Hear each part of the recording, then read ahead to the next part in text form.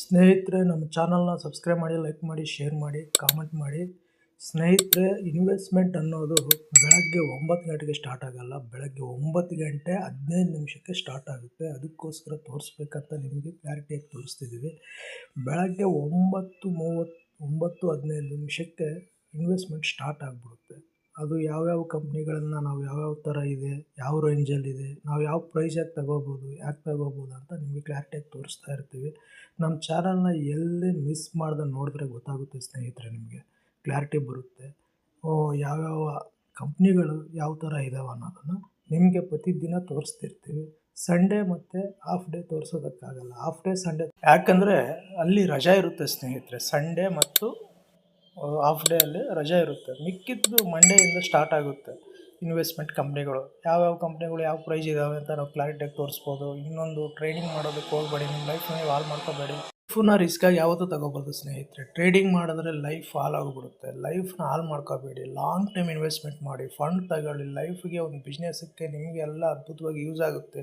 Investment long ಟೈಮಲ್ಲಿ ತುಂಬ investment ಮಾಡ್ಕೊಂತ ಹೋದರೆ ಲೈಫ್ ಅದ್ದೂರಿಯಾಗಿಂದ ಮುಂದಕ್ಕೆ ಸಾಗುತ್ತೆ ಅಂತ ನಾನು ನಿಮಗೆ ಹೆಮ್ಮೆಯಿಂದ ಹೇಳ್ಕೊತಿದ್ದೀನಿ ಸ್ನೇಹಿತರೆ.